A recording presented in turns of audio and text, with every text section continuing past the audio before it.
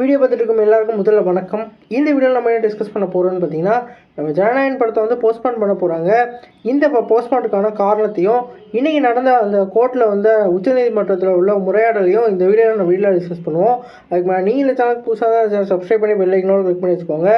வாங்க நம்ம வீடியோக்குள்ளே போகலாம். நம்ம ஜனநாயகன் அச்சுவினோத் டைரக்ஷனில் நம்ம தளபதி விஜய் அவர்கள் லீட் ரோலில் ப்ளே பண்ணியிருக்காங்க. இந்த படத்தில் நம்ம அனிருத் அவர்கள் மியூசிக் பண்ணியிருக்காங்க. இப்போ இந்த படத்துக்கு வந்து சென்சார் ரிப்போர்ட் வந்து ரிலீஸ் ஆகாதனால இந்த படக்குழு வந்து உச்சநீதிமன்றத்தில் வந்து முறையிட்டிருக்காங்க. இந்த கேஸ் வந்து இன்றைக்கி 3:30 வந்து நடந்துச்சு. இந்த கேஸில் வந்து நிறையா வந்து வாதங்கள் வந்து நம்ம ப்ரொடக்ஷன் கம்பெனிலேருந்தும் அதே மாதிரி சென்சார் போர்ட்லேருந்தும் வந்தது.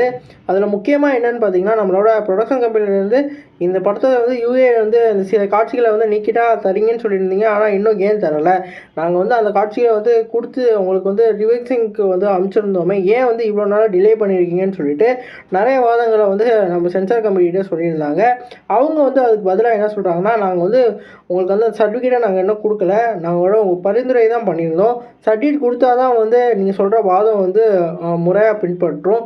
எங்களுக்குன்னு நிறைய ரூல்ஸ் அண்ட் ரெகுலேஷன்ஸ் இருக்குது, எங்களுக்குன்னு அந்த உரிமையெல்லாம் இருக்குது. இது பற்றி உங்களுக்கு நல்லாவே தெரியும். இதுக்கும் நம்மளோட மத்திய அரசுக்கும் எந்த ஒரு சம்மந்தமும் இல்லைன்ற மாதிரியான வாதங்கள் எல்லாம் வச்சுருக்காங்க. இது மட்டும் இல்லாமல் இந்த படத்துக்கு வந்து நிறைய காட்சிகளை வந்து மதத்தை வந்து போதிக்கிற மாதிரி இருக்குது, மதத்துக்கு வந்து இழுக்கு நேர்ற மாதிரி இருக்குது. அதனால் அந்த சீன்லாம் 27 காட்சிகள்லாம் நீக்கணும்னு சொல்லிட்டு நிறையா வந்து வாதத்தில் சொல்லியிருந்தாங்க. இதுக்கு ஆப்போசிட் பண்ண அந்த நம்மளோட ப்ரொடக்ஷன் கம்பெனிலேருந்து இந்த படத்துக்கு வந்து நாங்கள் நீங்கள் சொன்னதெல்லாம் நீக்கிடுறோம், இந்த படத்துக்கு வந்து ஜனவரி மாதம் 9ஆம் வந்து லான்ச் பண்ணுறதா இருக்கும், நீங்கள் சென்சார் ரிப்போர்ட்டை வந்து கொஞ்சம் வேகமாக தரும்படி கேட்டுருந்தாங்க. இதுக்கு வந்து அந்த மாதிரிலாம் ப்ரொசீஜர் படி வேகமாக நாங்கள் பண்ண மாட்டோன்ற மாதிரி இப்போ சென்சார் ரிப்போர்ட்லேருந்து சொல்லியிருக்காங்க.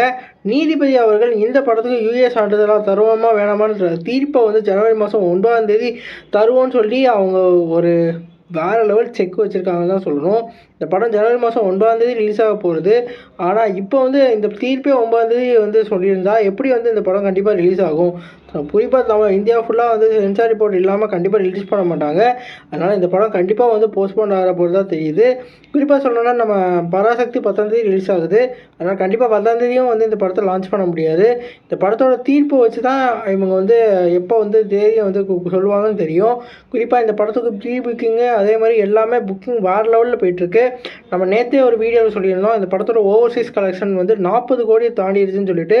இன்றைக்கி இந்த படம் வந்து 50 கோடிக்கு மேலே தாண்டிடுச்சு. இது மட்டும் இல்லாமல் தமிழ்நாட்டிலே நிறையா ஸ்க்ரீன்ஸோட புக்கிங்ஸில் ஓப்பன் பண்ணிட்டாங்க. மதுரை, சென்னையிலாம் வந்து ஓப்பன் பண்ணிட்டாங்க.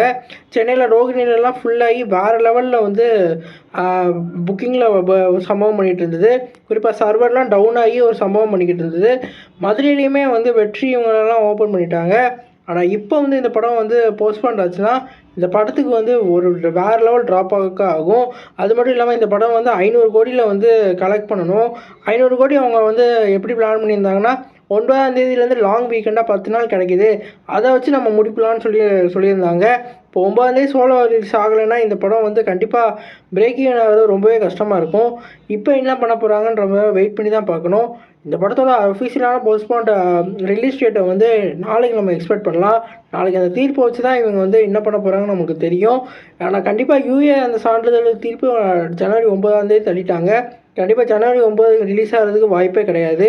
மேபி 10ஆம் இல்லை 14ஆம் நம்ம வெயிட் பண்ணி பார்ப்போம். நீங்கள் சொல்லுங்கள் ஃப்ரெண்ட்ஸ், நமக்கு தளபதியோட கடைசி படத்தை போஸ்ட்போன் பண்ணுறாங்க, இதை பற்றி என்ன நினைக்கிறீங்க? இதெல்லாம் வந்து ஒரு பவரோட வெளிப்பாடாக இருக்குது, ஒரு பட்சமாக இருக்குது, இதை பற்றி என்ன நினைக்கிறீங்க?